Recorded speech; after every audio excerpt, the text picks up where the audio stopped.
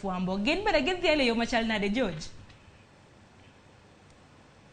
Ero kamano wiji bakari na dieri ne en odiochieng' ma jofwambo en higni 30 nyaka ne United National Assembly ne yango odiochieng' ma kawuono kaka mano mar jofwambo ma bende ing'iyo ni to lwase ma jofwambo chalo nade. Jofwambo be gintie kod ratiro margi mar timo tijgi mowinjore. Wang'eyo ni article kata chik namba 35 omiyo ja Kenya moro amora kaachiel kod jafwambo ka nitiere iye kanyo mar thuolo mar bedo go thuolo mar yudo information kata wach modwaro e yono mayot kendo tere kako nyalo dwarore. Kabedo chieng' ma koro wantie kod jofwambo bende wachno osekale midhiero mopogore opogore e kaunti ma Migori. Ka ok awacho mang'eny kata paro pachgi, adwani mondo ami moko kuom gi thuolo mondo koro yano to nyaka sama wuene osebed ka neno ratrogo mag jofwambo. Iga ka iga wuok oko mondo wagol duondo ka otende kod ratiro magwa. Lwasi magitie chalo nade. To nyaka sama wuene ang'o giri minyalo tim mondo koro lwasi magitie to ahinya kaunti ma Migori kod Kenya mangima obed maber e kind oganda. Miya thuolo mondo koro achak kod achiel kodgi ma bende adwaro mondo koro atwakgo bigi bathe kod matin.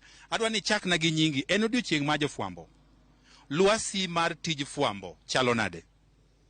Ginyinga Timothy Mbaya. Environment mar journalist e Kenya sani chalo marach nikech sani this new regime waneno ka top government officers diro ne wach jofwambo ka temo threaten gi. Koro lwasi neno osebedo maber chien kacha lakini sani aneno ka odhi marach. Kaka un jofwambo sema wach ni lwasi ok ber. Nyiso nani gou ibwogou koso lwasi ni chalo nade? Tang'o minyalo tim mondo lwasi obed makare? Sani aneno ka thoth jofwambo ibwogo gi wach moko be igoyo matin. Koro mondo freedom wa nikech wan mana messengers ka ng'ato nigi complaint moro amora gi jafwambo nitie guidelines monego lu mondo lodge complaint to goyo journalist kata threaten journalist ok ber. Ero kamano wakaw pach ng'ama chielo. Adwani chori machiegni. Adwani ikoni setimo fwambo kuom higni maromo nade to lwasi chal nade? Okay, ero kamano ahinya George, an iluonga ni Caleb King'wara. Donje field mar journalism ni endi higa mar 2000 journalism higa mar 2017 nyaka sani katiyo Migori County kaendi kaka japicha kambi mar lendo mar Standard. Adanyisi ni ok waseyude maber. An nyaka chak donje nyaka sani asekadhe challenges. To kanyalo wacho ni kata mana e seche ma koro nyo election mogikni an abedo threatened kendo winjo kane ok awinjo mamor ahinya. Kata obedo ni nitiere jogo mawacho ni kedo ne ratich jofwambo gitemo to wayudo ni nitiere gik moko ma ling motimore mo be ok wanyalo wacho sani motim mondo mi kata case na mane oningoro dhi mbele no ok nyal dhi mbele. Koro en ni anyalo wacho ni jofwambo oningoro wene gi ratichgi, oningoro wene gi thuolo mar wach mondo mi gi nyis jopiny ma ok gibedo threatened. Jomoko igoyo, jomoko bedo threatened kendo wach ni jofwambo moko osewito kada ngimgi e field mar tich ma ka gimanyo weche koni gi koni. Omiyo ok ober ahinya. Sirkal be kata sani winjo ka weche mag ng'anyo mar bang' lendo kaka Azimio dhi mbele gi kind sirkal matiyo, iyudo ka jofwambo ok yude matek. Nwaneno kata nyosa kama chigni Nairobi ka iyudo ka jofwambo go nyaka e gari kendo ohinygi kabisa. Omiyo ok wawinjo maber. Omiyo sirkal oningoro kaw thuolo mondo giwene jofwambo thuolo makare mar timo tichgi mar fwambo. Ero kamano adwaro ng'ama chielo.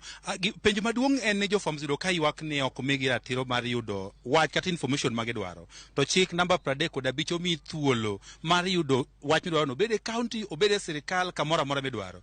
Be un gi thuolo ni kidwaro gimoro e piny wacho mar county ma Migori kata piny wacho mamalo bun gi thuolo ma yudo wach mudwaro mondo kon japiny? Gima duong' e fwambo kod keyo ka ma japiny dwaro en ni wakelo weche manyien. Wach kabiro manyien dhi gi sa. Kuom sirikal moro amora iyudo ka mondo mi wayud thuolo mar yudo gini ikone ni dhi kuom ng'ani, dhi kuom ng'ani, dhi kuom ng'ani. Gikone sama japiny onego bed ni ng'eyo ni koro gima kama obiro kata yath obiro kata pi nitie odeko. Koro ok kony. Ariyo ne mano, ji mang'eny neno koro ka gima fwambo iwacho ni fourth estate. Ochalo koro bad sirikal moro kata bat moro man thenge mar jo maundu nang'o okedo ne ratich japiny en ok dogo poche kende mawinji to kodwa goyo tisime kata ikone ni mari ni e chik to gik mana kama.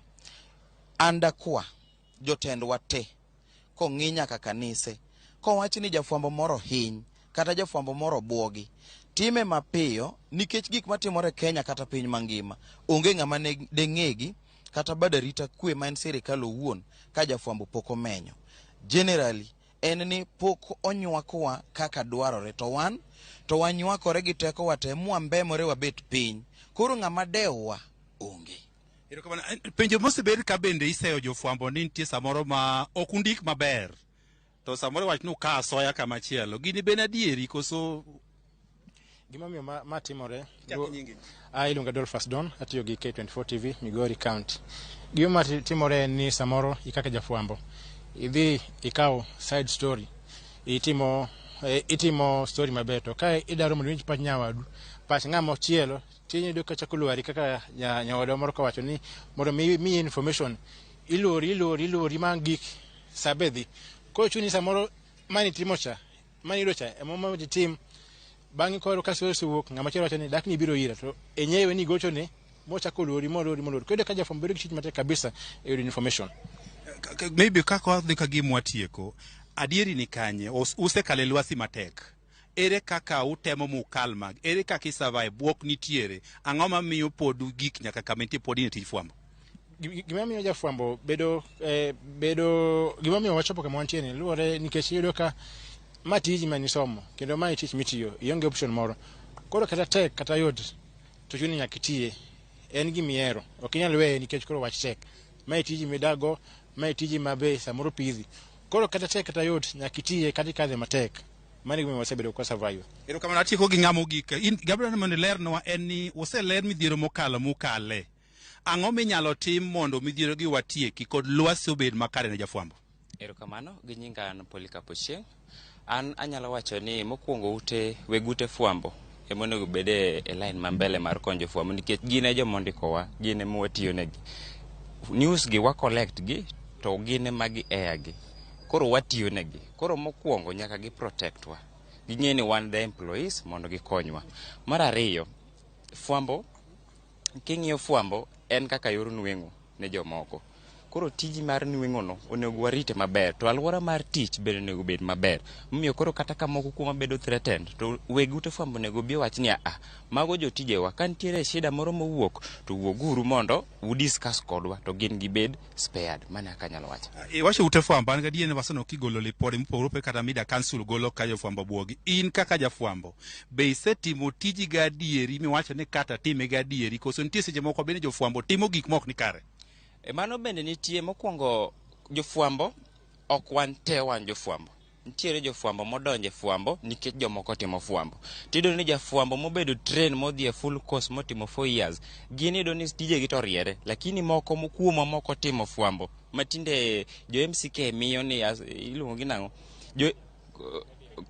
accreditation moko imiyo ng'ato, yudo no timo course 4 months imiyo accreditation ni nyalo act kaka journalist. Jo ikoso dhi okethonwa pap, wamido koro paw jofwambo bedo gi nying marach.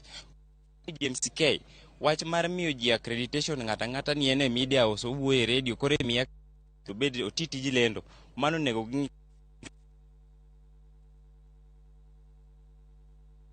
kamano mane nyawinjo moko kuom pach jofwambo bende koro igolo